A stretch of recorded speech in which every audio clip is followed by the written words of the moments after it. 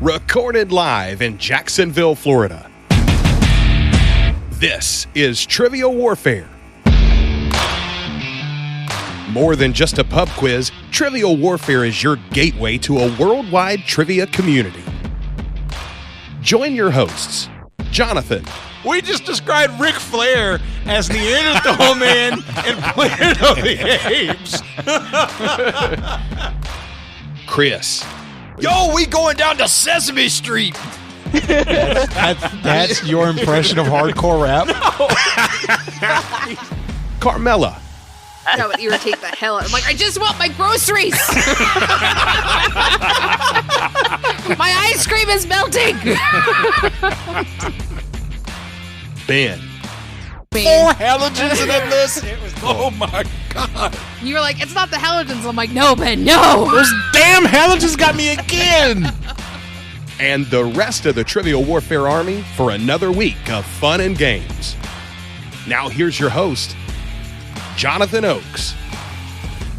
Welcome back to another episode of Trivial Warfare. We are the podcast that takes the pub quiz out of the pub and brings it home to you. My name is Jonathan, and I am here today with Mr. Ben Young. Hello, Ben. Hey. Hey. I'm here with Miss Carmela Smith. Hello, Carmela. Hey. Hey. I am here with guest number 1, Mr. Peter Bolling. Hello, Peter. Hey, how's it going?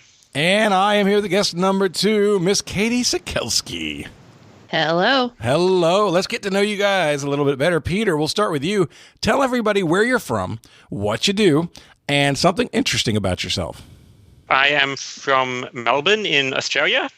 I work admin at a small university here, and I play the card game Bridge. I got into that because there weren't any other young people, so it was easy to be one of the best under 25s, and just went from there. I don't understand Bridge. Okay, so here's what I know about Bridge. When I was young, in the newspaper, there would be a Bridge section with hands. Yep. And I'm like, how in the heck are people playing this game with a newspaper? What is it? Do you know what the deal with that is, Peter? Yeah, so the way that one works is you look at it, it'll usually show you 2 of the hands, and basically you're working it out going, well, if I play this card, then that person will play that one, and it's sort of like the chessboard you get in the newspaper. You can look at it, and basically you work out every move, what the next move from the opponent would be, and then you work backwards to see, okay, so what is the optimal line to take on that set of hands? And then when you do that, like the next day, does it follow through? Is it like a continuing game? No, so it's just each hand is like one game of chess, I suppose. Like you score it all up at the end, but each one is separate from the other ones to some extent. I had no idea. Is it like whist? Because I play whist. I've played whist before. Yeah, very similar to whist, except it's got a bunch more rules. Except it's called Bridge. I was trying, you know what? But it's similar. It's just had a different name. Is there a reason why you felt like you had to add that commentary? Because his name is Jonathan. Got it. Is there a reason not to? Got it. Well, yeah, you're being a real Jack Jonathan right now. Hey, I'm doing I it. got that. Damn it, I'm doing it. No. Yes. No. You deserve it. At least you deserve it. It looks like Jack J or something, not Jack Jonathan. That's awful. All right, Katie, remind everybody, this is multiple. You've been on the show before. Remind everybody where you're from, what you do, and tell us something new and interesting about yourself. Oh, something new. New, yes. You can't say the same interesting thing. Oh, that's fun. Okay, so I'm Katie. I am originally from Pennsylvania, live in Ohio now. I'm a graphic designer by day, soon to be graphic designer by the half day, and also run a little mail order trivia competition called The Inkling. And interesting thing about myself. Your hair is purple again. Oh yeah, my hair's purple again. There we go. Love it. Now, why purple? Great for an audio podcast. I actually intended it to be more of a silvery purple. It came out more purple. I don't know. I've done purple hair a few times, and I like how it looks on my head. So wonderful. Yeah. Purple, my favorite color. Yes, I know. Excellent. There's a reason. There's a reason in the room that our tiles are gray and purple. I just really thought you were a Baltimore fan. No, no, I hate Baltimore. You're wearing a shirt that you bought last night, aren't you? I Carmela? am. I did buy this last night. Carmela and I have buried the hatchet, guys. So for years, And I won. For years now, people have teased Carmela about asking a question about a certain band's song in a lyrics question, and we overreacted, and we were like, "That's not even like a popular song. How's anybody supposed to know that?" Well, Carmela and I went together last night and saw 21 Pilots perform live in Jacksonville. Yes. And it was a fabulous, fabulous show. It was wonderful. I can't talk at certain levels because my voice hurts. I know, me either. It was a great time. I'm so glad we got to go. Yeah. All right, so it is time for Warm It Up. Chris. It's time to warm it up on Trivial Warfare today. And there's only one person who can warm it up for the TWA, and that's Chris. And sometimes Jonathan. Playing the part of Chris will be Jonathan. You've gotten so much taller I know, and better looking. and more hair. Oh, I don't know about that. Do you count his back hair? Whoa, Then we'd have to count yours too. Hey, true. That's a good point. You got more surface area than he does. let me tell you something right now. My back hair is soft and is very good for snuggling. Keeps you warm at night. Yeah, somebody snuggling your back. And now we have our interesting fact about Jonathan. There you go. So, who likes Shakespeare? Me, Got I do. one raised hand. Okay, the rest of you are going to hate me. We have an awesome Warm It Up Chris today from Melody Courtney. Thank you, Thank you, Melody. Thank you, Melody. And this is titled, Am I Funny Like a Clown? There are 14 Shakespearean plays that are categorized as comedies. We're going to see how many you can name. We will start with Ben. As You Like It. As You Like It is on the list. Good job. Peter. Based on the name, I'm hoping A Comedy of Errors is a comedy. Comedy of Errors is, in fact, a comedy. Good job. Excellent. Katie. 12th Night. 12th Night is on the list. Good job. Carmela. 12th Night is my favorite. So I'm going to go Taming of the Shrew. Taming of the Shrew is on the list. Good job. Everybody got their first one right. Ben, over to you. Much Ado About Nothing. Much Ado About Nothing on the list. Look at Ben. I know a little Shakespeare. I didn't know you knew any Shakespeare. Peter, you've been studying. Midsummer's Night Dream is, again, I only know it exists. but it's a Midsummer's comedy. Night's Dream is a correct answer. Good job. Katie, can you keep the streak going? Let's try Merry Wives of Windsor. That is a correct answer. Good job. 7 in a row. Carmela, over to you. Merchant of Venice. The Merchant of Venice makes it 8 in a row. Good job. There's only 14. You've got 8 of them. There's 6 left. Ben. I use the deeper cuts now. I'm going to guess, because I remember reading this in 8th grade, and I don't remember anybody dying. So I'm going to say The Two Gentlemen of Verona. The Two Gentlemen of Verona is correct. Hell yeah. You took my next answer. I am, Yeah, that was my one as well. absolutely thrilled with you, Ben. Occasionally I do this. Peter. Don't think much is coming to me at the moment. I'm sure I'll know the others when I hear them, but no, I think I've got to tap. I'm sorry. Oh, he's tapping out. All right, Katie. Thanks for breaking the streak for me, Peter, because I also have nothing. Oh, good. I can think of other Shakespeares, but I know for a fact that the ones I'm thinking of are... It's that goofy comedy Hamlet. right. I have to pass, too. Oh, my goodness. All right, Carmela, can you keep us going? Let's try The Tempest. The Tempest is correct. Good job. Ben, you got one more in you? I don't think so, man. Come on, I know there's one more that you got. There's at least one more that not just that you've heard of, but you're like, oh, yeah, for sure. Yeah, I'm sure it's in there somewhere. It's not coming out. Let's go with, I don't know, Richard III. That's a history. Richard III, while funny, not a correct answer. All's well that ends well. That is correct. You got any more in there? Oh. God, we named a lot already. You have named exactly At least 10. 9. 9, so there are 5 left. We named 10. 10. Exactly 10. There are 4 left. Oh my gosh. A Winter's Tale. Yeah, The Winter's Tale is correct. Good job. Any more in that big brain of yours?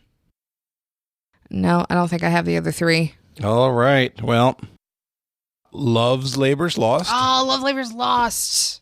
Measure for Measure. But you guys did a good job, so all's well that ends well. I said that. Oh, shoot. Did you say Much Ado About Nothing? Yep. Yes. Well, the list is All's Well That Ends Well, As You Like It, Comedy of Errors, Love's Labor's Lost, Measure for Measure, Merchant of Venice, Merry Wives of Windsor, Midsummer Night's Dream, Much Ado About Nothing, The Taming of the Shrew, The Tempest, Twelfth Night, Two Gentlemen of Verona, and The Winter's Tale. So we had named 11. You had named 11. There was only 2 left. Well, I am thoroughly impressed. The fact that you guys named literally 12 of them is amazing. Good job. Yeah, good job. Kudos. Yay! You know, I think some people did more of the lifting in that than others, but we'll all make that. hey, Katie, do you Yes. think there will be any Shakespeare questions in the upcoming calendar that we're going to talk about? There certainly can be. There certainly can be. So I have written Shakespeare questions. I haven't designated which questions are going to be in the calendar yet. So, guys, there is something really cool happening. Katie and I are partnering together, and we are putting out a page-a-day calendar for 2020. Katie, do you want to tell people about it? Yeah, absolutely. So I've been buying a question-a-day calendar for my desk every year for the past few years, and some of them are pretty decent. I'm not gonna compliment the competition here, but some of them are decent. But And a lot of them suck. They do, and I'm Yes. also not going to name those names. But goodness, there are some calendars where just the questions ask for the most obscure things that they're not good trivia questions, or sometimes they're just straight up false. Again, I won't name any names there, but earlier this year I had posted on Facebook, man, I can't believe the quality of some of these calendars. I need to just make my own for next year, to which I got a lot of responses of people saying, yeah, you should. I would buy that.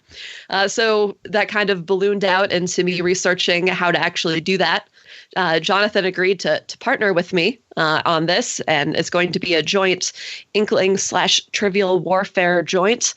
And we are running this via a Kickstarter, which is going to go live the last week of June.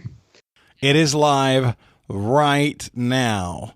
Yeah, you just have to go to triviacalendar.net, and that will take you right to that Kickstarter. Pretty easy. Triviacalendar.net. It is going to be a page-a-day calendar. We're going to get them out. We're trying to get them into people's hands by November, but we have to meet our Kickstarter goal in order to get these things published. So if you think you want to see a high-quality trivia calendar out there, vetted with questions from Trivial Warfare and the Inkling, then check out triviacalendar.com. Sign up for the Kickstarter. .net. .net. Same Yep. thing. But it's No, not the same. no, it's not. Not the same thing. Trivia That's not how calendar. websites work. Trivia. I know how websites work, Carmela. You'll Trivia see they're calendar. similar. They just have different names. Exactly. You have to get the right like one, otherwise you'll be in the wrong house. Triviacalendar.net will take you where you need to go to support this effort and get us to put together the most awesome trivia calendar for 2020. Okay, so guys, today's game, it's Ben and Jonathan versus Carmela and Peter. And it's time to play the game. Play us. Oh, yeah. Y'all know what time it is. This is Mr. Literature himself, cordially inviting you to the game. This is 6 rounds of trivia goodness. 3 questions per round. Every right answer gets you 10 points. In the middle, we'll take a pause for the cause and ask a midpoint question worth up to 20 juicy points.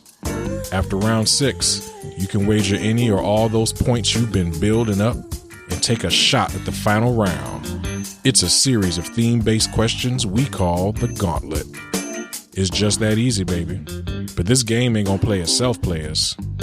Let's get it on. All right, Katie, over to you. All right. Round 1. Question 1. The category is movies. A Chihuahua named Bruiser Woods is a companion of the lead character in what 2001 film, as well as its 2003 sequel? Is the Chihuahua's name Bruiser Wood in the film, or is that its real name? In the film. And Okay. it's Woods plural. Bruiser Woods Bruiser is Woods. the character that the Chihuahua plays, I guess. All right, we're locked in. So, Peter. I would be guessing Legally Blonde. I'm pretty sure Ellie Woods is the main character in that. Yeah, it's So- Elle Wood's dog. And that's why I wrote sweet. down Legally Blonde. Cool. That's what Too we're all easy. going with. Too Locked easy. in. I've never seen Legally Blonde. Me either. That sounds like a personal problem. Yeah. Kind of does, doesn't it? We didn't have a good answer. We went with Beverly Hills Chihuahua. Carmela and Peter were right. It is Legally Blonde. Now, to our defense, that was not a bad answer because that movie came out around the same time frame, and I'm pretty Did sure it have a sequel? I'm pretty sure it did have a Yes, sequel. absolutely.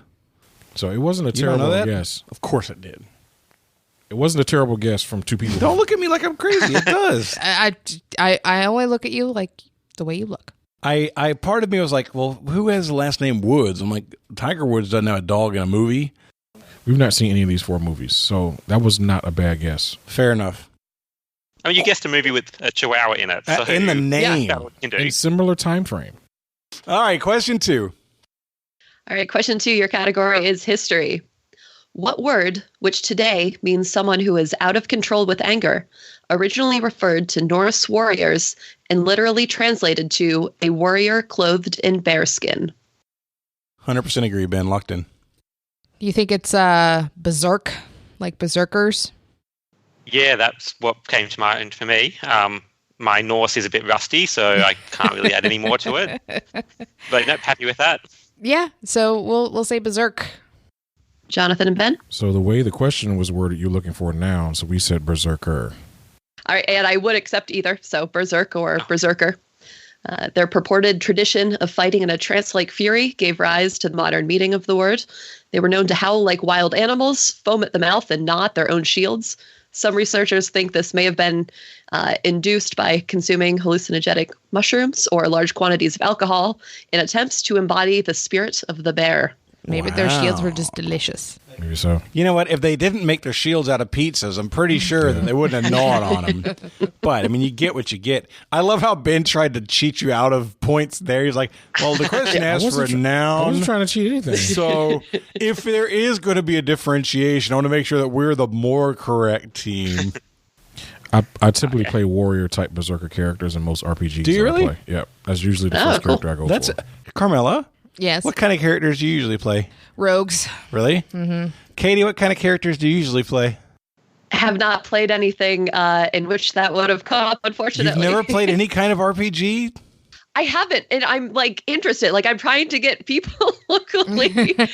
Well, I mean, you can play them to on play video to- games. Yeah, I guess. Yeah, I'm not as into the video Okay, games, so you but wanna like the do, like, a concept live of like thing. playing. Yeah, the concept of playing like a tabletop RPG is very interesting to me. I just haven't found any groups to get me in on it. All right, Ohio, you need to get your act together. We need to get Katie a D&D group. Yep. Peter, what about you? Do you ever play any kind of RPGs? I've only played a couple times, but yeah, when I do, I like to go for the healer just because the mates I play with tend to screw each other over a lot. Yes. Just can't screw over the healer. You are a Yeah, that comes useful back. person. You are the friend that we all need. Yep. I'm more like Carmela. I usually like to be more of the silent, the assassin, the rogue, that kind of stuff, typically. I just like being able to open all my own doors. I just like imagining I'm skinny and in shape. Oh. You know, Warcraft, we'd be a pretty good 5-man raid. I could be the tank, y'all are the DPS, and he could heal us. There you go. I'm down with DPS. Oh, yeah. How did you make that sound sexual? I don't I understand. don't know either. Question 3. All right, question 3. Your category is music. An image created by radio astronomer Harold Kraft depicting radio waves from pulsar CP 1919 is featured on the cover art for a 1979 album by what English post-punk band? I don't know anything. We don't know what post-punk means. This is hurting us. So we're going with this? Sure. We're locked in. I mean, everything's post-punk. Natalie Cole's post-punk. She's after punk. All right. So I have an idea, but I want to hear if you have anything. Not really. I'm also getting hung up on the post-punk in that I don't have any idea what that means. And I'm also terrible with the dates music comes out. And the only thing I'm thinking of was Pink Floyd, only because I know they've got science-type imagery on other album covers. But yeah, music is not my thing. So if you've got something. Yeah, I'm thinking it's Joy Division. Their logo does kind of look like a series of waves, and they would be more in the goth genre of music, which would be post-punk. Goth is an offshoot of punk. So I think it might be Joy Division. Yeah, I'm very happy with that. Okay, so we're gonna try Joy Division. We struggled. We were like, well, hey, Synchronicity sounds like something that could be wavy. That would be Police. Police are probably too soft for post-punk. I mean, they're after punk, but I don't know what post-punk means. Oh, unless they mean new wave. It could be new wave. Which will fit our answer better. And that's kind of where we went. We just don't have any idea of the name of the album or the cover, but we tried to find something that could be quote-unquote post-punk, and we guessed Genesis. All right. The original writing of this question, I did just write the word rock band, but I wanted to be more specific, so I went with what Wikipedia defines them as. But it is exactly the image that Carmela was describing. It's Joy Division's album, Unknown Pleasures. Which, if you think you don't know it, as soon as you see it, you'll realize that you've seen parodies. You've this seen album that cover thing everywhere. all over. People say that to me all the time. Yeah. Never seen it in my screen, life. you know? Never seen it. Never once in my life. You're going to see it all the time now. I'm laughing. People always say, they're like, oh, you've seen this. Like, yeah, totally you don't know how haven't seen ignorant it. I am. I'll admit, but. I was talking about AWOL Nation last night, and I was like, you've never heard the song Sail? And so I played the first part of it for him, and he's like, no. Nope. They're like, Sail. I'm like, what the hell is this? So I was born in the 70s and like the hood in Detroit. I guarantee you nobody in my neighborhood has ever heard of that band. It was all Motown and all of that. Did you guys miss a question in that round? We did not. Yeah, I was afraid of that. Score is 30-10.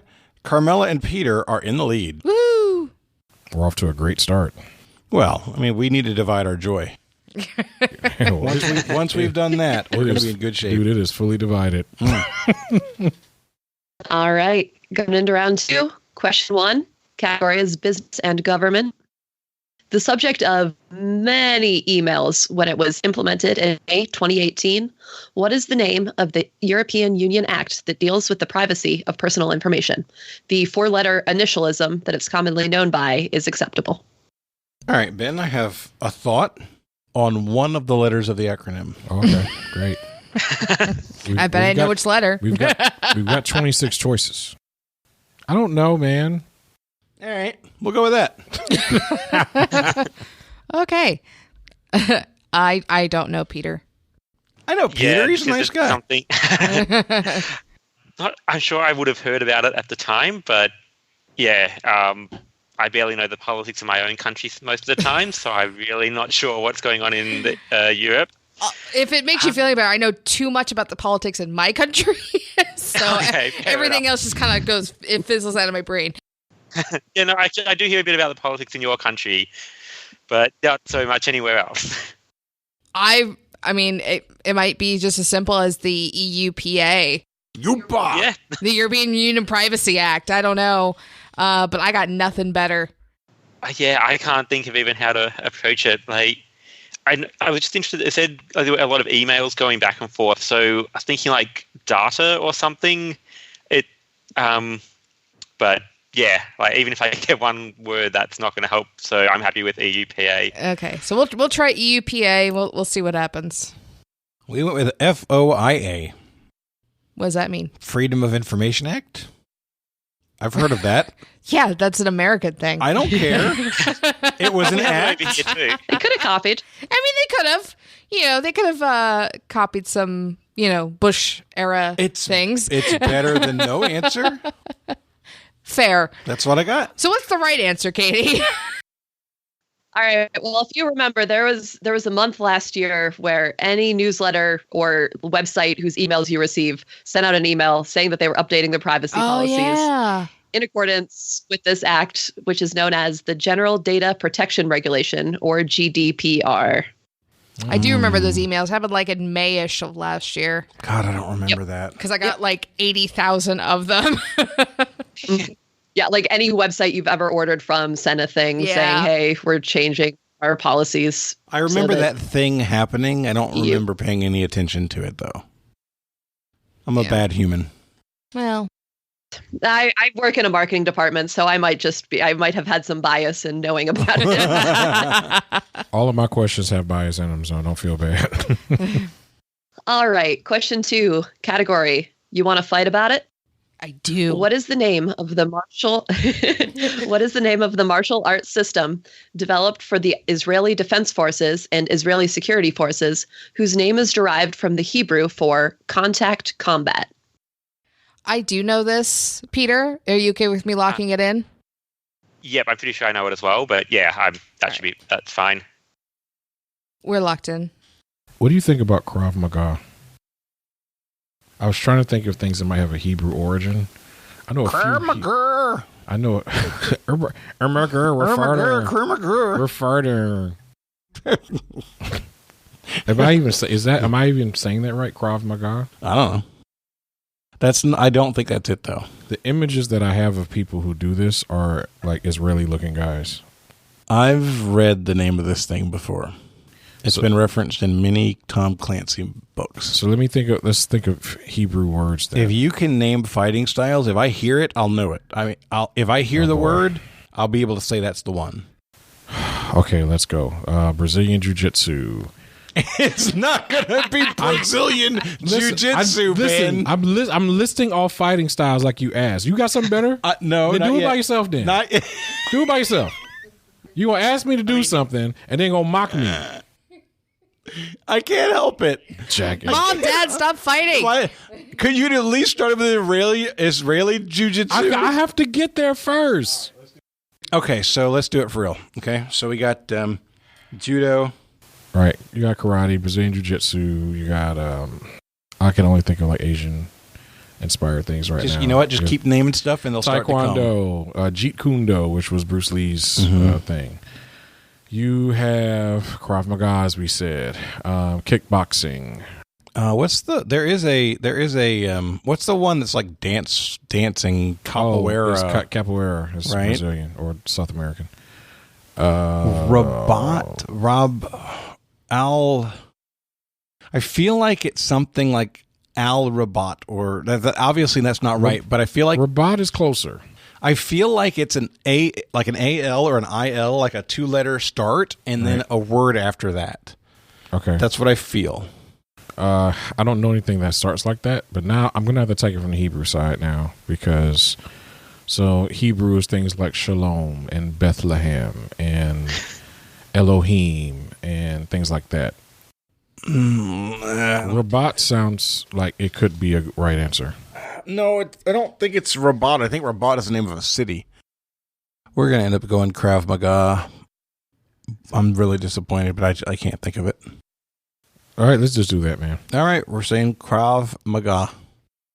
Damn it. I'm disappointed too, because is that what you had, Carmela? Yep, I said Krav Maga. Yeah, I thought they were going well away from it. But yeah, I was hoping. Because Jonathan's like, no, that's not it. No, that's dumb, Ben. Every guy that does this looks like he's from Israel. Even when Jonathan doesn't pull a Jonathan and pull out the right answer at the last second, he still manages to get it right. It is Krav Maga. No, don't slap my hand. No, you take that high five back. Take it back. I was about to say I take no credit for that. That was all Ben, but now I appreciate that I was able to come up with the correct answer. Quit being a Jonathan, Ben. I can't even be mad at you for saying that. Yeah, you can. So you can be mad. It's so funny, though. It's so hilariously inaccurate. Oh, that's so good. All right, question 3. Your category is video games. All right. A sentient red hat named Cappy was introduced as a new sidekick to what video game character in 2017? A sentient red hat? Is there a Linux video game? Can you spell Cappy? Cappy. I don't think so, Ben. You didn't think so last time either. So now every time I disagree with you, I'm going to be wrong? No, every time you disagree with me, I'm going to let you think of some answers. That's what we're going to do here. Good job shutting down there. You're welcome. All right, we're locked in. Hello. Hey. So I'm just literally writing down anyone I can think of who has a red hat in a video game, and I've pretty much got either Donkey Kong Jr. or Diddy Kong wears a red cap, and Ash Ketchum wears something similar. That's about as far as I got. Did you have anything, Carmela? Those are more baseball hats. You know, they've got so it's not a knitted cap, but you are correct. They both have red hats. Yeah, good. So yeah, both Diddy Kong and Ash Ketchum have red hats. 2017 is kind of a black hole for me when it comes to video games. I'm trying to think of games that would have something like that. So maybe something like Cuphead might have something like that. He's literally a sentient cup. Oh my God. I'm about to ask, is that a thing? Yes, Cuphead is a thing. But I really don't know. I don't know this one. Seems like it'd have to be a kid's game of some sort. I don't know. Do you just want to say Cuphead and just end our pain? Is that the character? Yeah, that's the name. That's the name of the character. It's Cuphead. Okay. Yep. All right. Yeah. Cool. I'm good with that. All right. So sentient red hat. I'm like, okay. I was thinking about what are popular video game characters that wear red hats. So we have Carmen Sandiego sitting here, right? So that was my initial thought. But then she said Cappy. I'm like, well, if her hat was sentient, it wouldn't be called Cappy because it's not a cap type of hat. So I started thinking about what type of characters wear red caps. So I'm thinking of different characters, and Jonathan didn't like the answer because he thought it might be too obvious because this is probably top 5 most popular characters in video game history. It's number 1. Number 1 most popular? Not more so than Pac-Man? Yeah. Did you say Mario? We did say Mario. Oh. See, she knew it was Mario because I said it's the number 1 video game character of all time. Okay. I wouldn't consider that a knitted cap. Did she say knitted? Yeah. I did not. She just said cap. Oh, you just said a sentient red cap. Red hat named A Cappy. sentient red hat named Cappy. Well, that's my mistake. Sorry. Oh, good. I wasn't necessarily in that anyway. So we locked in with Mario. All right. Well, he always wore a red hat, but it did not gain sentience until Super Mario Odyssey. Yeah. It's a Mario. Yeah. Yeah. I inserted knitted in there. Dude is on fire. Dude is on fire. When you were, Carmela, we were talking about, I thought it was centering on the fact that its name is Cappy. I'm sorry I didn't throw in a correction in there. No, you can't. Restatement of the question. But if they are, I mean, it's not the question asker's responsibility to correct somebody if they're going down the wrong track. Yeah, I know. You could say, "Do you want me to read the question again?" But that's all you can really do. Ben is literally like, I don't know. What about this? And everything he says is right. Huge job, Ben. Good job. Thank you, sir. Okay, at the end of the second round, Carmela and Peter have 40. Ben and Jonathan have 30. All right. All right. Let's start round 3. Round 3. Question 1, category food. Italian for cooked cream. What is the name of the dessert consisting of sweet cream thickened by gelatin and often served with berries, caramel, or chocolate? And I'm not going to come up with anything else. I wrote down the same thing. All right, we're locked in. I don't speak Italian. I'm not sure if you do, Carmela, so can't get much that way. A little bit, but I'm thinking just from a culinary standpoint, it might be creme brulee. Well, I know that creme brulee is French for something cream. Right. But I don't, because I was thinking parfait, but that's more of a yogurt, I think. Right. I just know it comes with berries and the rest of it. The other one I'm thinking of is panna cotta, which I'm not sure exactly. That's it. Okay. Yep, panna cotta. So. All right. Well, with yeah, that. that's the only other dessert I could think of, so I'm happy with that. You're good. Yes. I yes, don't that like one. I don't like how confident she was in that, Ben. I like their answer better than ours. Damn. We said gelato. It's Italian. There's gelatin. Well, oh, yeah, okay. I can see where you're going with that. Oh, But based on the way I reacted to that, probably clued you into the fact that Carmela and Peter are right. It is panna cotta. Ah. Thank you, Peter. I'm glad you had more enthusiasm for my answer than I did. Question 2 of round 3. Yeah, your category is literature. Literature. There we go. Published in 1930, The Secret of the Old Clock was the first book in what series? We're locked in.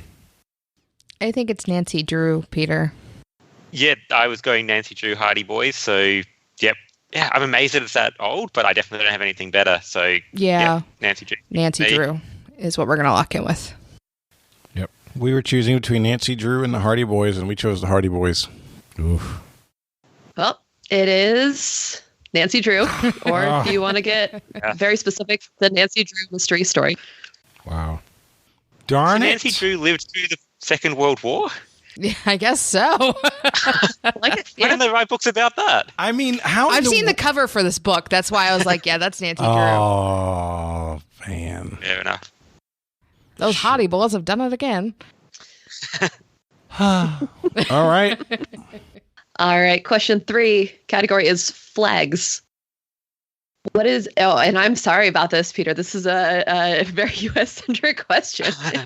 What is the single word that appears on the state flag of Rhode Island, which is especially appropriate given that artist Shepard Fairey began his career in the state? They sound like a character from the Tinkerbell series. He could be a villain in Nancy Drew. We're locked in. Have you heard of Shepard Fairey, Carmela? I was hoping that maybe you had. Haven't come across him, no. So the clue isn't a very useful one. Yeah.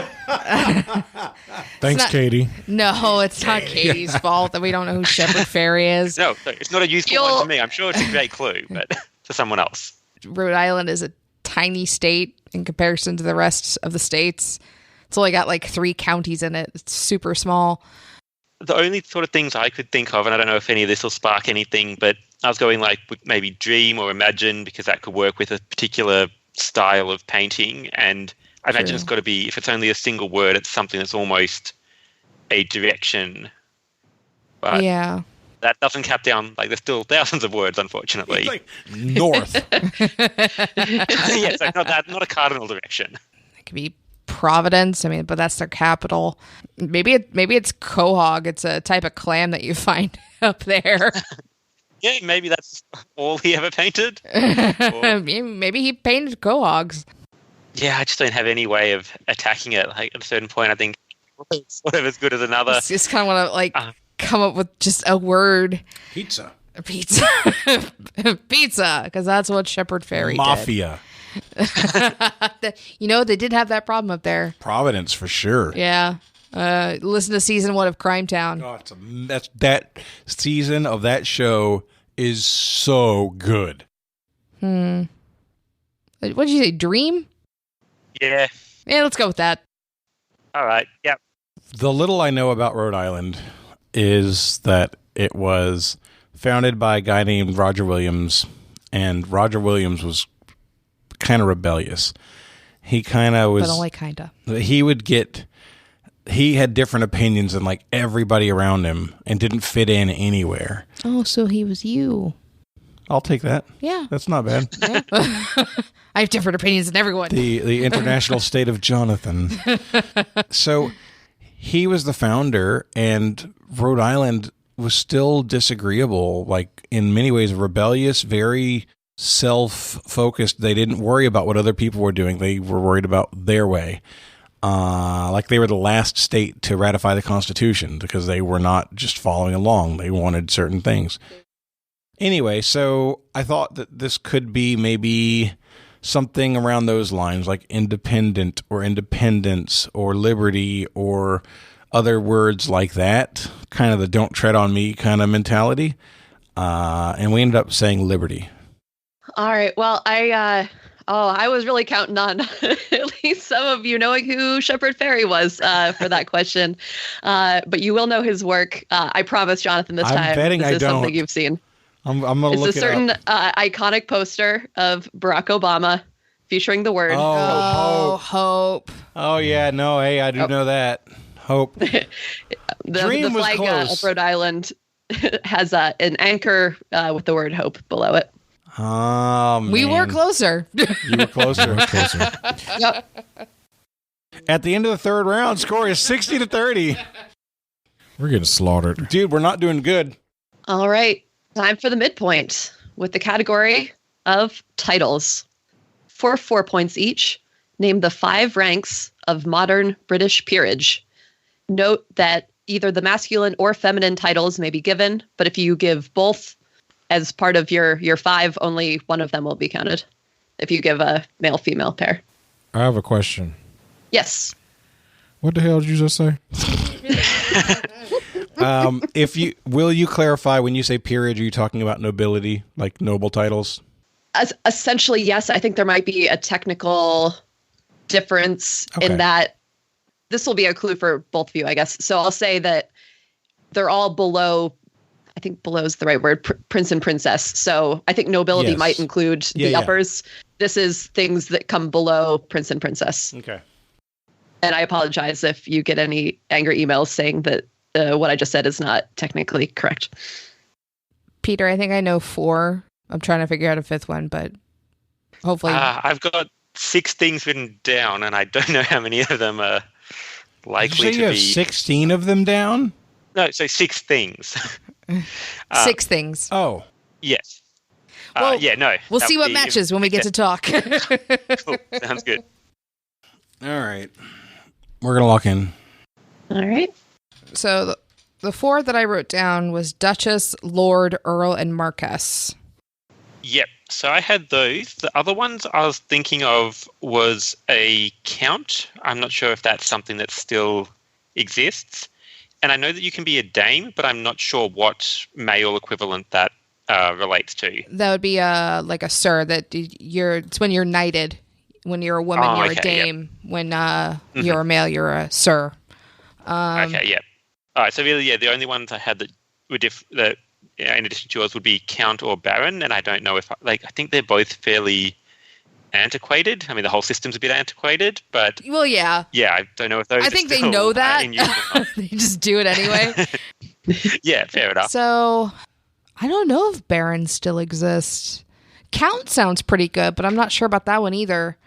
I know dames and sirs are a thing, but they're knighted. I don't know if that elevates them into peerage or if it's just an honorary title. But it would not surprise me if it elevates them to peerage. Mm.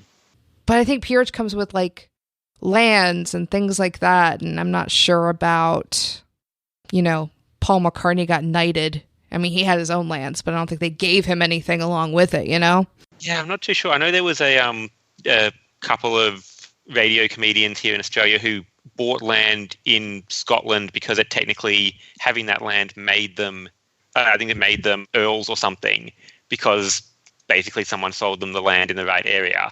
Right. And you can become that through a technicality. So I don't know if it has to be conferred or what the system for it is. Yeah. I'm pretty sure we got 4 with Duchess, Lord, Earl, and Marquess. Yeah. Do you want to say count and see what happens?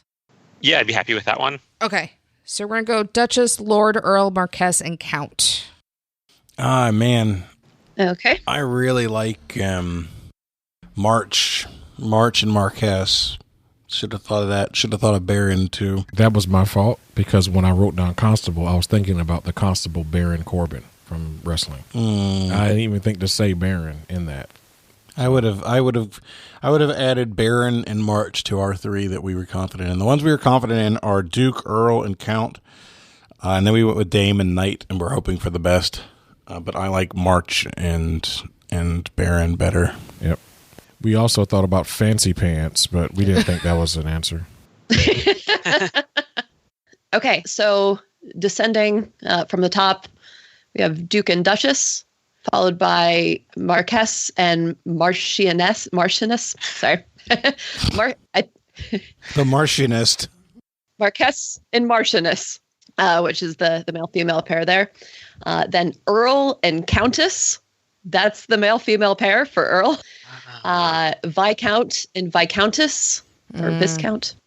And Baron and Baroness. So Count used to be used in Britain, but it no longer is, still in use in other places in Europe. And all of the levels except Duke and Duchess can be referred to as Lord and Lady. It's not a title of its own. Oh. Lord and Lady Douchebag. Oh, rude. So we got 3. So it looks like Peter and Carmela got 3, and Jonathan and Ben got 2. Crap. That figures. I was going to say if you had said Countess, it would have given you an extra, but it wouldn't because you guys both said Earl. Yeah. Yeah. Darn it. All right. After the midpoint, Carmela and Peter have 72. Ben and Jonathan have 38. Ben, we got to get our shit together. I know. All right, that is the end of the first half of today's game. Before we go on to the second half, I want to remind everybody that we have some new shows. That's right. We have 2 new shows that have hit the market recently. A lot of you have already found out about Trivial Warfare Blitz. Blitz is a lightning round style game. We put 3 people head-to-head against each other. The questions are a little bit easier than your standard Trivial Warfare questions, and they have 15 seconds to come up with an answer. They can miss 1 question with no problem, but if they miss 2, they are eliminated. And the way that the game works is that it's broken out into waves and seasons. So we have wave champions and season champions. So we're having a lot of fun with that game and look forward to growing it into an awesome addition to the trivia podcast landscape. The other, even more recently released game is a game called Foreplay. This is presented by Trivial Warfare, and it's a game of connections. We like to say that it's a game where one thing always leads to another. It is an individual player game. The player is presented with 4 words at a time. They are given 2 minutes to try and figure out the connections between those 4 words, and they get 4 sets of 4 words over the span of 8 minutes. At the end of that time, they are given 2 more minutes to try and figure out what the macro level connection is between all of the sets of words. It is a lot of fun. We're going to continue to grow it. We're going to continue to experiment with it and see what the best way to do it is. And I encourage you to give it a try. Go to your favorite podcast app, whether it's Apple Podcasts or Spotify or any other podcast app, and look up Blitz and Foreplay. It's not a big time commitment. The shortest episode of Blitz is around 5 minutes long, and the longest of any of these, 15 minutes at the max. So these are quick hits that you'll find throughout the week. Blitz comes out on Thursdays. Foreplay comes out on Fridays. Give them a try. All right, let's get going with the second half of today's game. Okay. Round 4, question 1. The category is the other Scottish play. In a musical that opened on Broadway in 1947, what is the name of the Scottish town that only appears for 1 day every 100 years? I'm pretty sure I know this one, Carmela. If you want to... do you have any ideas on it? Because I'm happy to discuss it, but if it's something you're not... I'm not too sure, so if you just want to write it down, if you're pretty sure about it, I trust you, and then we can let them talk it out. All right, sure thing. All right. Scottish towns. Whatever it is, I'm pretty sure this is where Patches O'Houlihan is from. No, you're looking more of a Mac situation, not an O. Indeed. I got my Patches O'Houlihan. I got my Scottish and Irish mixed up yet again. Ben, I feel like this is something that starts with a C. So the name Aberdeen keeps coming to my mind. I think that's a Scottish town. It's not Aberdeen, but the end of it, like Dean, that feels like it might fit. Paula Dean? Exactly. It's Paula Dean, definitely. She appears magically once a year and cooks the whole town lunch. And it has a lot of butter. A lot of lard in it, I was about to say. Our Lady, the Marquess de Butter. You know what, Brain? No, God, I just said you. Did you just call him Brain? Well, concerning how this game is going, that's kind of a That's appropriate. Auberdeen sounds like something that would be Scottish, maybe. It's not it. It's Auberdeen? It's like Cameroon, and I know that's a Right. African country, but it's something like that. Okay. Oh my God, I was about to say, Ben, my brain is just shut down right now, and I'm having a hard time coming up with coherent thoughts. And I literally, when I meant to say that, I said, "You know what, brain?" So you get for being at Walmart till 1 o'clock in the morning. It was late. My brain is shutting down. I'm not able to come up with anything that's logical and smart. This is something like Cara Dune. Something like that. Cara Dune, Sarah, Dune. There's something about that that's right. There's something in there. There's something about Mary. Shush. Don't shush. I'm just teasing. Dune. Caradoc. What is Caradoc? For those of you playing the home game, Jonathan looks very exasperated and very frustrated and a little constipated. One does not get a little constipated. One is either constipated or free-flowing. That's true. Schrodinger's cat is both. It's true. Did she say Schrodinger's hole? No, Schrodinger's cat is both. Oh. Schrodinger's I mean, that would have been better. Let's pretend I said that. I had my headphones off. I thought for sure she said Schrodinger's hole. That would be a great show title if not for obvious reason. Schrodinger's litter box. How about that? It is We've had either cuss constipated or free-flowing. You will only know once you've opened it. Yep. God. Oh. Ben, Cara Dune is the name coming to my head. Okay, let's go with it. We're going to say Cara Dune. All right. Cool. Yeah, I was on feeling a lot better as Jonathan talked because I had Brigadoon. Ah! Ah! You could have gone with the cookies, Lorna Dunes. Or Doonesbury. So what is it, Katie? Yep, that scream was appropriate from Jonathan. It is Brigadoon. Yay! Thank you, Peter. Did she reference the musical? In the musical, if anyone from the town leaves the town during the one day every 100 years that it exists, it will vanish forever. However, someone from outside the town is allowed to stay if they fall in love. And of course, in the play, some bumbling American tourist stumbles upon the town and of course falls in love with a woman in the one day that he meets her. Because that's how stories work. Because that's how Americans work. True. It was a beautiful story. I fell in love over a weekend before. Yeah. Me too. Her name was Pizza. It's my first fiance. Out of the Enough that you were willing to leave the modern world to go to a town that only exists every 100 years? No So one's worth now I that. always assumed that Brigadoon existed in its own reality for that 100 years. Are you No. saying that literally when they come back, they're all just no days older? It was Yeah, just yesterday one for day them. older. Yes. Well, honestly, that's no different. That's fine.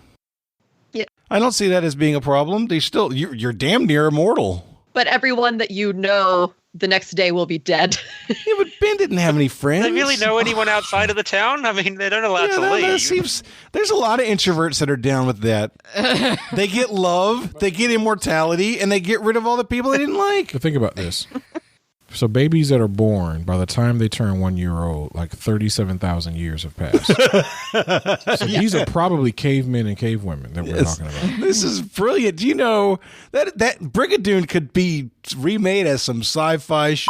We sure could. Oh, man. Oh, yeah. We need to get the executive producers of Doctor Who on Let's this. do this. Doctor Who-a-Doon. Doctor Who-a-Doon. Who-a-Doon. Oh, that's such a great title. I'm so upset that I would didn't be get all the so way keen, there. though. It would be great if every day I got technology that was 100 years more advanced. Right? You wouldn't know what the hell to do with it. No, the like, next man. day, literally the next day, you're sure. like, what do you mean I have to get an implant? Every day you'd get a new iPhone. And every day it wouldn't work. Mine works perfectly fine. Thank you very much. On the one day, we need to build cell towers. The next day, you're like, where's our satellite receivers? The next day, what do you mean it's telepathic? What the hell? I'm going into agrarian pursuits. Agrarian pursuits. It's like the opposite of Trivial Pursuit. That's hilarious. All right. Question 2. The category is science. Science. In contrast to nocturnal and diurnal, what is the term for animals who are most active during twilight hours? So, for the record, if you are good at the same things I'm good at, this is why you need to buy the everyday Q&A calendar that Katie and I are putting out, because you're going to get questions that you learn from every day, and it's going to help you get better at trivia, just like this. This feels a little bit like Pledge Week, or not Pledge Week, but NPR, the week is Pledge. What's the name for the week of NPR where they like keep pausing programs to tell you why they need money? Yeah, I think it's something like Pledge Week. Like a telethon or something? Yeah, when I say Pledge Week, I'm just like thinking of Greek life in college. I know, it's like, hey, all right. The right word. They call that's rushing. Join Ben Keta Appa.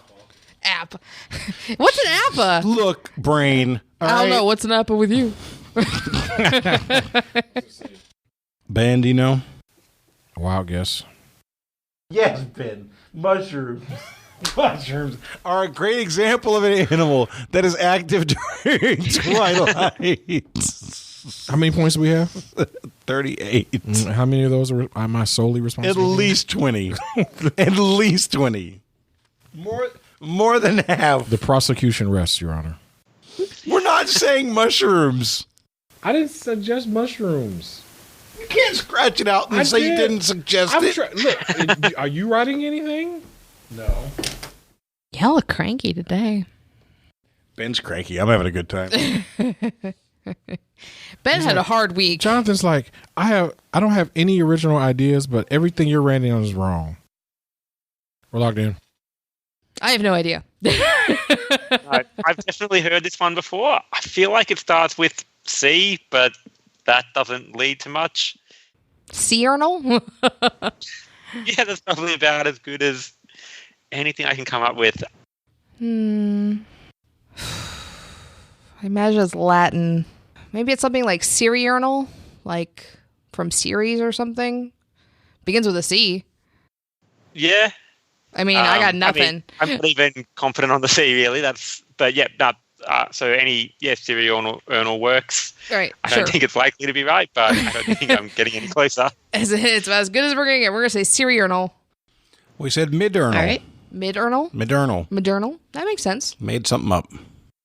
All right. It actually does not keep with the urnal suffix, of course it doesn't. unfortunately. And it better not be mushrooms. I assure you it's not. No, Peter was right with the C. It's crepuscular. Crepuscular. I have heard that. It'd be like mosquitoes. It's Right? a fact I learned from watching Archer, of all places. Like, That is where I've heard that fact. Yeah.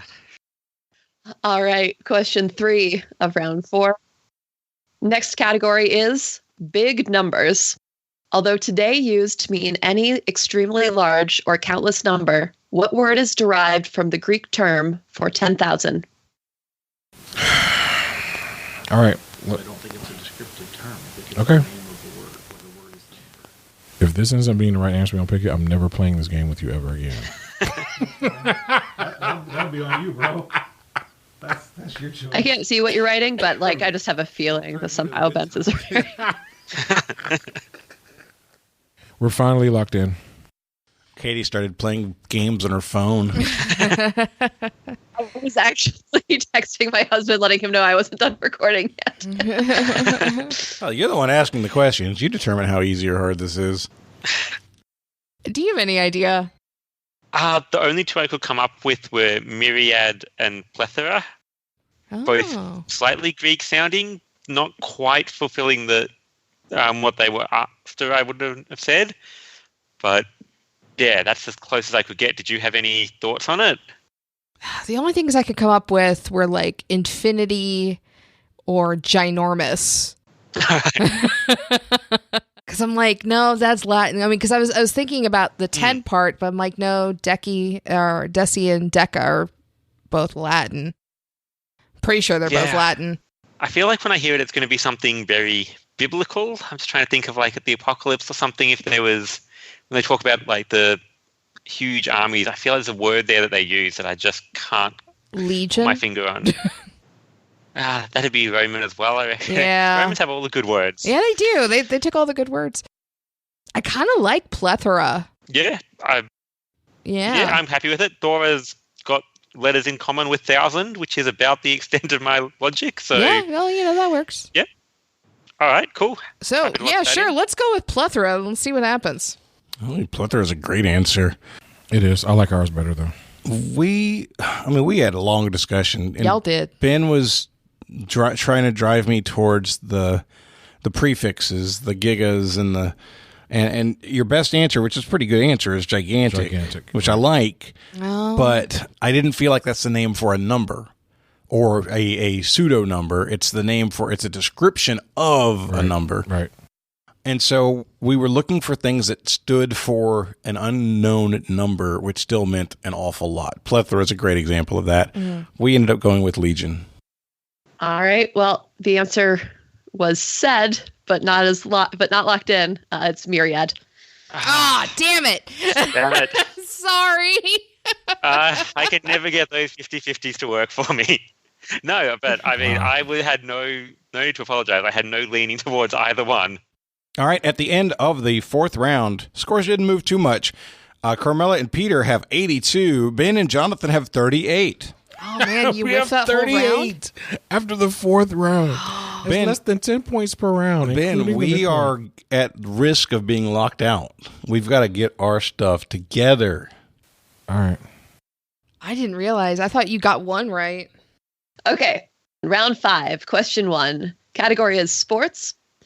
The Hollywood Scarlets, the Varsity Brawlers, and the Glamma Rays are all names of teams that participate in what sport? We're locked in. So, my first instinct is roller derby. You sound like... that's what I was thinking as well. Brawlers is definitely... Yeah. The only other thing is there used to be... I'm pretty sure it doesn't still exist. But there used to be like a version of American football that was played by like women in not a lot of clothing. But I don't think Katie would ask a question about that. So I'm going to... game theorying me. Hey, she could be a sex positive person. I wouldn't call that a sex positive kind of thing. It was mostly for the enjoyment of male viewers. It might be sex positive for them. I mean, no. I mean, hey, but the way it was marketed didn't feel that way. I'm betting you're right. Yeah, I think roller derby is going to be our best bet, Peter. Yep, that makes sense. It's a sort of my sister plays, and that's the sort of team names that they have. So I'm happy with that. All right, we're going to say roller derby. Ben. Yep. There are two answers. Whenever it's a sport that I can't name, it's always one of something sport related, and Did I don't know. Did you say curling? It's one of two things. It is always either roller derby or curling. Always, every single time. Well, I'm pretty sure we ain't talking about curling here. You're damn right. So we went roller derby. That's right. All right. Well, you were both correct. It is roller derby. Nice. And now I think we need to go around the room and say what our derby names would be. Oh, you held up your hand like a high five, but you never like came. I went halfway. You just touched my hand, like rubbed it, and walked away. No, because I went halfway. You never came back the other way. I was over here. I held my hand up for a high five, and he did this. Because I was expecting you to hit my. It's a force field. Oh my God, you guys are like super bickery today. This was like Hitch, where he was teaching him how to kiss. He was like, you need to go 90 and then let me come 10. You like never came to 10. So I was just but your 90 was like really soft. Okay, anyway, so Katie would like us to go around the room and see what our derby names would be. What's a derby name? What does that mean? What would your derby name be? Like, what does that mean? Like Stacey McPeak is Stacks? It's Mo. Like Mo Money, More Problems kind of thing. So what would yours be? Probably something like Smashella. Smashella. Mm-hmm. Oh, that makes sense. Okay. Mine would be Dolly Smartin. Oh, I like that. I like that. Mine's going to be tree related. Yeah. It's absolutely going to be tree related. I call you Thousand Oaks. Thousand Oaks. I like it. I think I would just probably be like Big Ben, just to be cliche, or something related to that. You'd be the Dark Prince. The Dark Prince. I like Big Ben better. The Dark Knight. Yeah. I'll be the Dark Knight. Yeah. It's nice. Peter. My surname's Bolling, so just rolling bowling. He'd be like bowling for soup. Yep. There you go. Oh, that works too. All right. Question 2, your category is minerals. Because of its metallic luster and pale yellowish coloring, the mineral pyrite is commonly known by what 2-word nickname? Thank God. We're locked in. Cool. That'd be Fool's Gold, Carmela. Yep, I didn't even need Thorsten for that one. But yeah, pyrite is definitely fool's gold. I didn't know it was sulfur. I did. I didn't. I'm like, I don't know, gallium? I don't know. All right, well, you're both right. It is Fool's Gold. Woohoo! We never actually answered, but yes. Oh, sorry. That's what we You had. had it- That's what we had. Okay. I mean, you were already talking about it as Yeah. though that you had... Sorry. That's on us. I will move on to question 3. Storytelling is the category.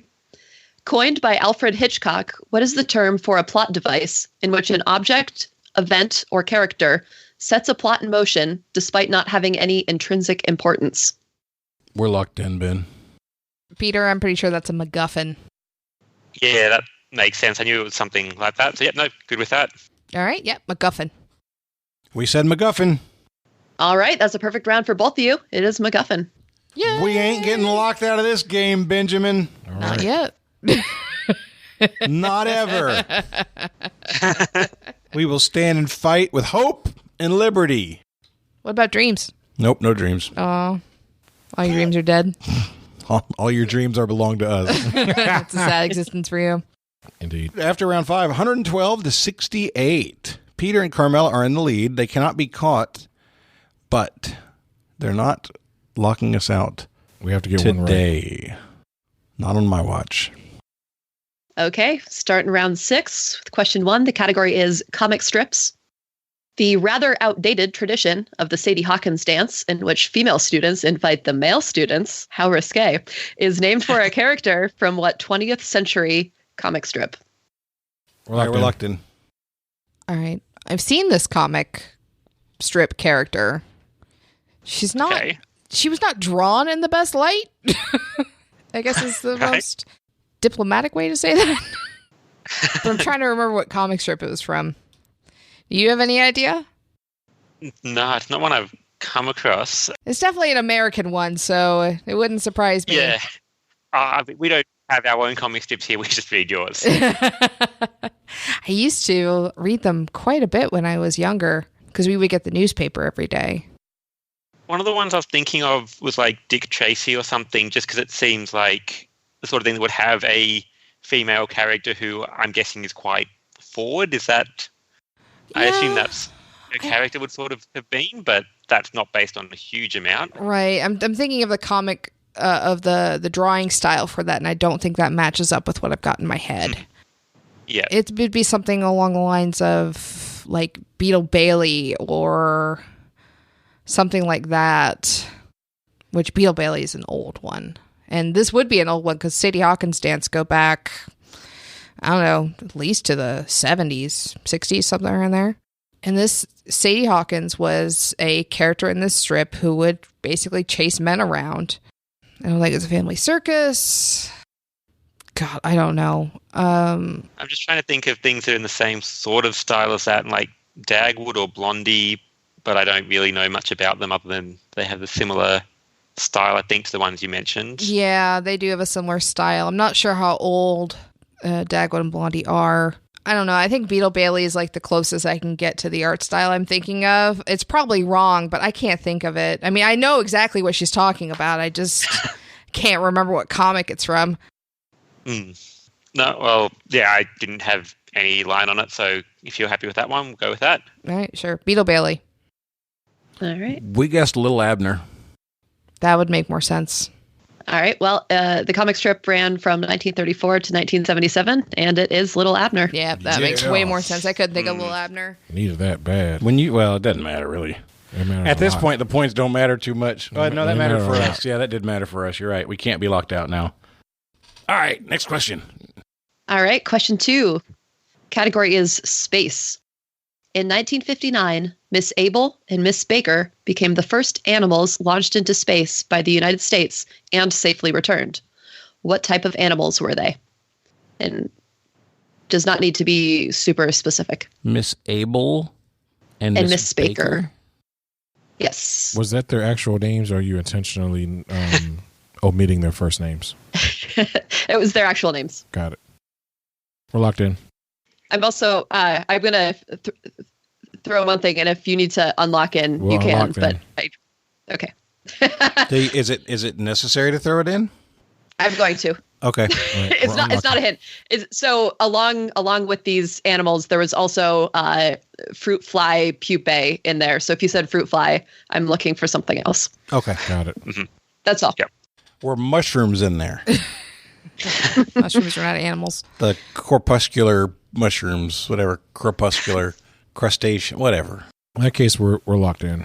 Still locked in, yes. Okay. I think they were mice.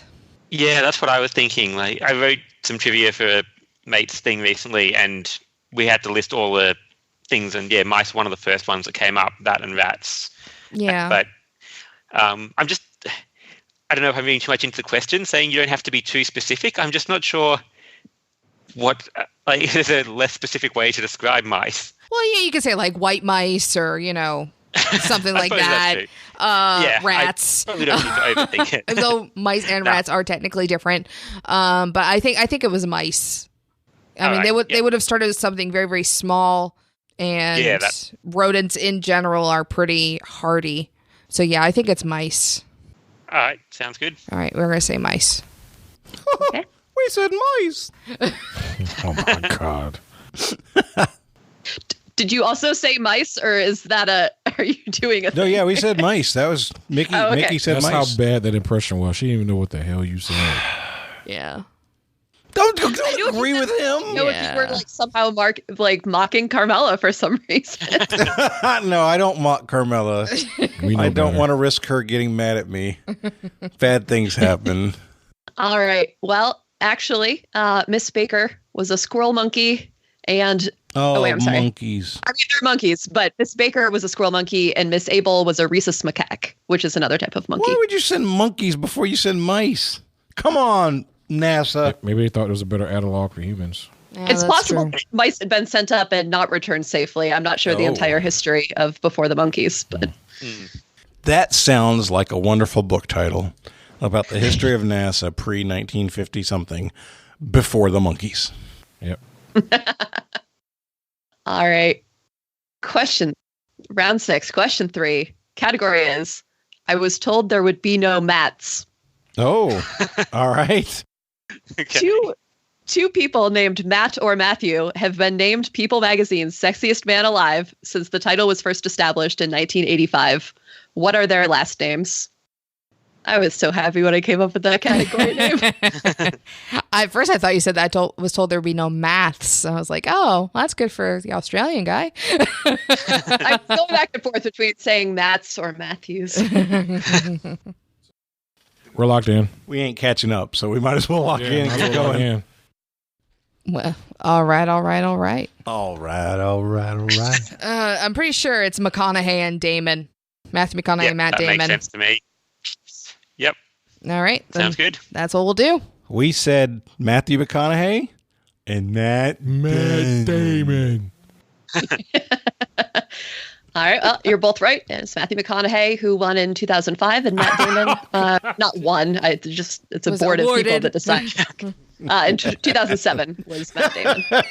You got what you wanted there. I'm glad I don't write with this hand. You son of a Damn. gun, you got what you wanted.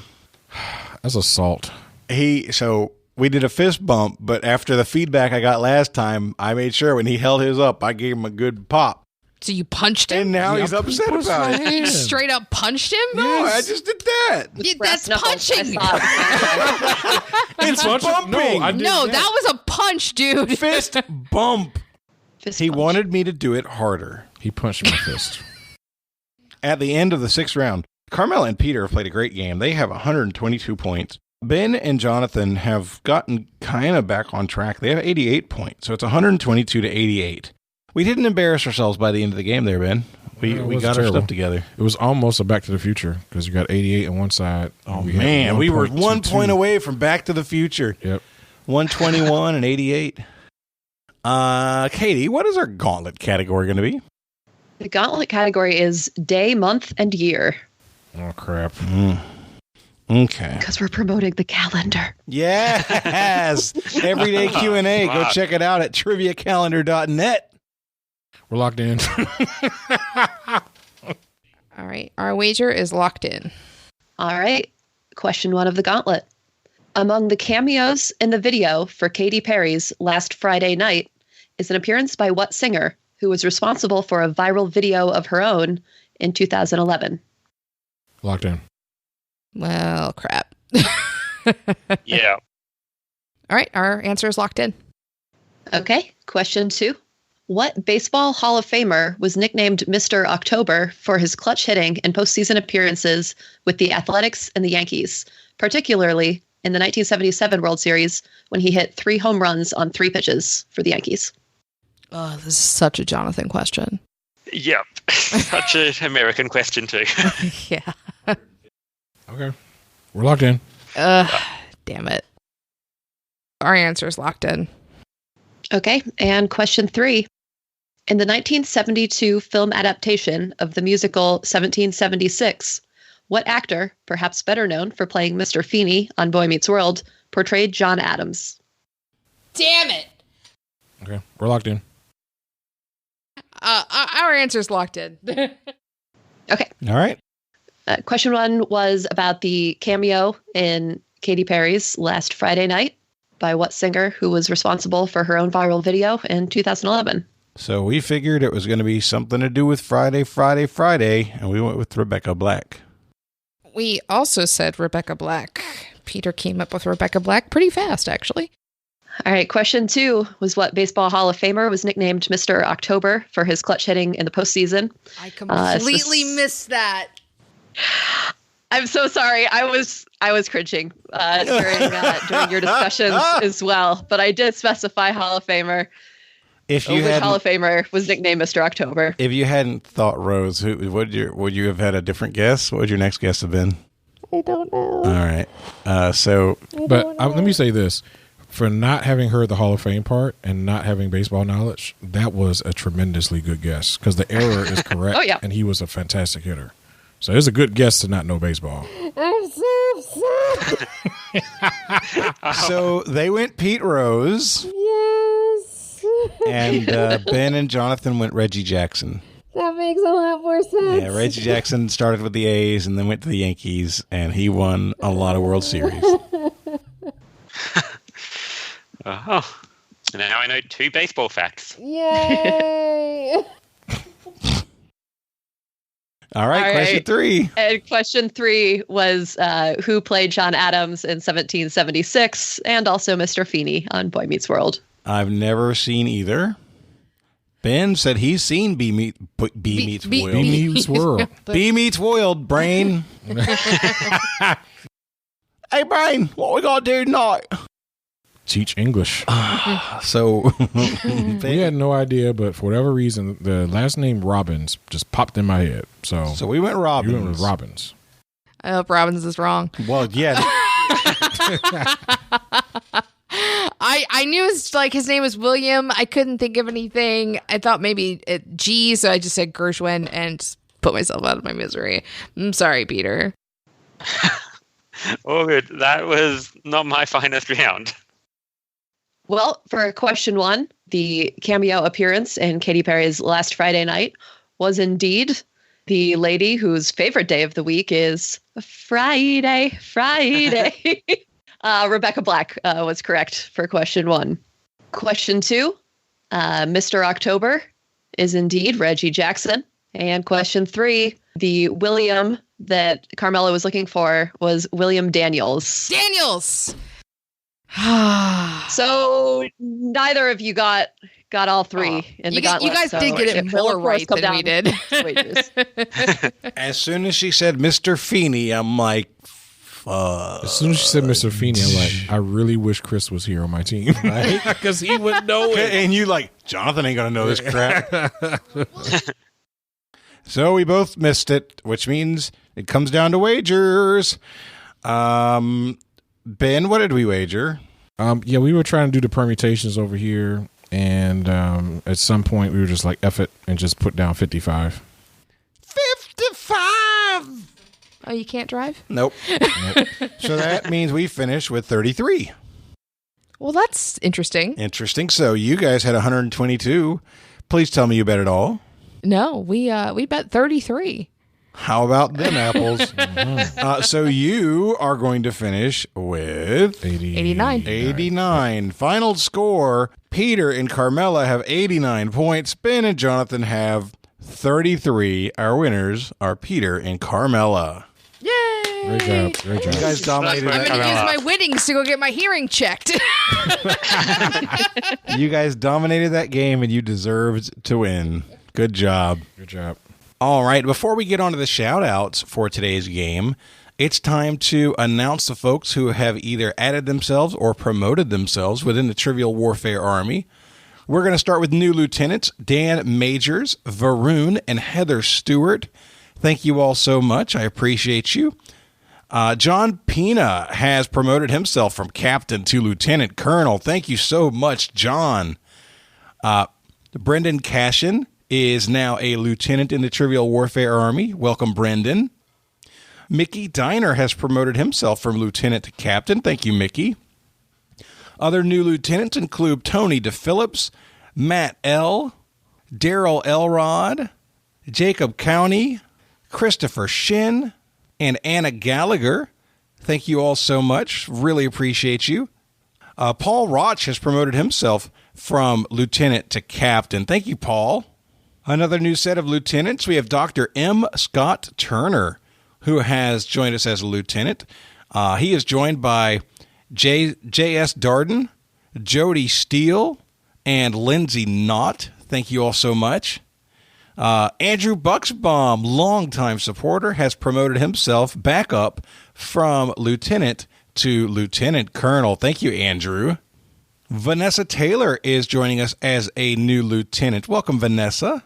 Lee Silverstein is joining us as a new captain. Thank you, Lee. I appreciate you, my friend. I hope to see you in Orlando in August. Kai Mars is a new lieutenant. So is All Things WI-12.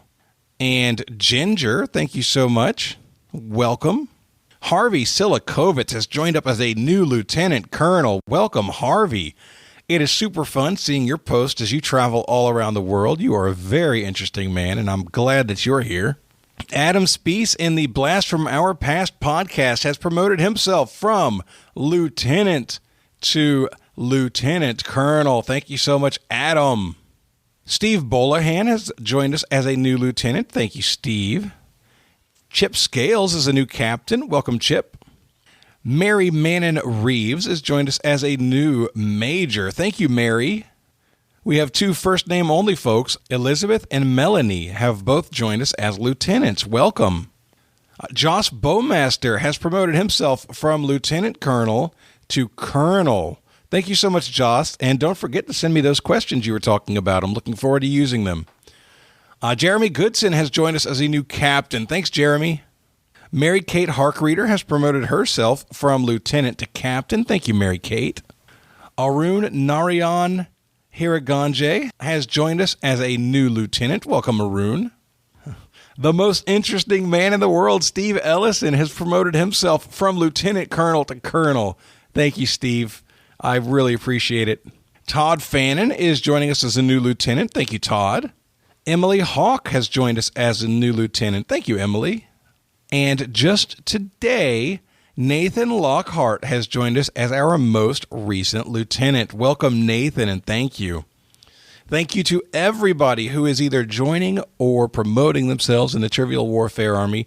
You guys are, as always, the lifeblood of this podcast. All of the new things that we are creating, all of the new things that we are trying, it is because you are there supporting us and making this possible. I cannot say thank you enough. I don't even know how to say thank you enough. I appreciate you, and we couldn't do it without you. Thank you. If you want to be just like these awesome people, you can go see how to do it yourself. Just go to trivialwarfarearmy.com. All right, before we go, we like to give everybody a chance to do shout-outs or promote a cause that they're interested in. Peter, we'll start with you. Cool. Yeah, I'll give it a shout-out to James, who turned me on to Trivial Warfare. Thank you, James. Hopefully he'll listen to this. Yeah, and to my family, because I'm going to force them to listen to this one as well. Hello. Love it. Peter's family. Hi, Mr. and Mrs. Bolling. See, I know their names. Yeah. It'd be weird if you did. That would be no, not the first research. names. No, we're on a last name relationship basis. And Katie, your turn. As here, I would like to shout out triviacalendar.net, where you can go and reserve your copy of the Everyday Q&A Trivia Calendar for 2020.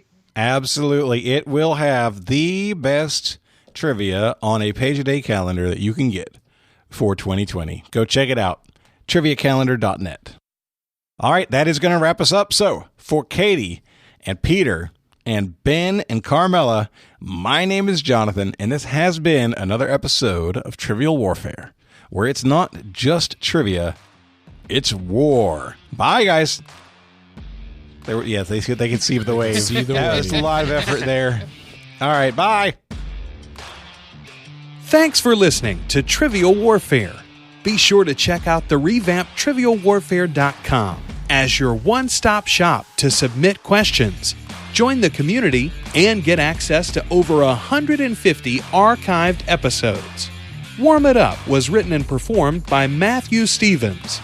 This episode was edited and produced by me, Joel Sharpton.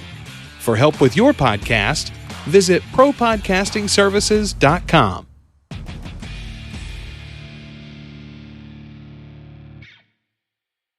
Let's go ahead. What's that? Peter. He said either one's fine. Yeah, but he usually goes by Peter. Do you usually go by Peter? Honestly, makes no difference. Pete's what? Yeah, a lot of people. What do people really call you in Australia? Because I know Peter. that you guys don't ever go by your normal names. You got like Pete and Petey and Peter Ronnie and what do your friends call you? Peter. Peter. Yeah, I go by my normal name. I'm not a very good Australian, clearly, but yeah, some of us have normal names occasionally. Yeah, we had Mel Brent on the other day, and she's a Melanie and goes by Mel, and has a sister who goes by Cookie, and has a brother, and it's another nickname situation there too. And she's like, "Yeah, we all have nicknames." That's not Australia. I wasn't Australia. I was imitating Mel. She doesn't sound like that. I'm not very good at it. I can't do Australian. I promise your Australian is better than my American, so I can't judge. See, you're not real good at any accent. That's not true. I would love to hear a person from another country do an American accent, though. I don't get the chance to hear that very much. That'd be cool. I mean, we have someone from another country on the line right there. Peter, would you like to do an American accent? Off the record. I honestly don't even know what that is or what that would be. Yeah, no, I'm not going to even try it. He's like, "Hey y'all, how you doing?" See, it's easier for an American accent. It's easiest to go Southern. That's true. That's the easiest one. It's distinct. Okay. Now, I have good accents. Just some of them are not good. You just don't like them, but they're good. Scottish isn't terrible. I do a wonderful Kermit the Frog. That's not an accent. The hell it's not. Imitations, accents, they're all the same. No, it's not. Excuse me. Sorry. Carmela we put Carmela to sleep. I actually am still very tired. You are. I was in the Walmart line. That was your fault. No, I have cats. No, You also went like, I should go get that phone case. No. You could have been you could have used a self checkout when you were just buying cat They food. didn't have self-checkout lines open at 1 a.m.? No, they closed them. By the way, Carmela is very mean to me. She's being mean to me. Mean. So she's being Jonathan to you? Is that what you're saying? My name can't mean everything you don't like, Ben. Yes. Yeah, I mean, your name can mean whatever the hell I want it to mean. No, it can't. Yes, it can. To me. Talking about practice, which I still don't understand. Have you literally never seen the clip? No. Oh, so we got to play that for No, you. never once. It was Let's- super iconic. So Jonathan's I was just just like editing that today. Jonathan had Matt read that question like 7 times. I'm like, I still don't get it, Jonathan. I'm like, if she only has the word practice click, it'll work. It hadn't come out yet. That's this week. Yeah. Well, it'll come out by the time this was out. True. So.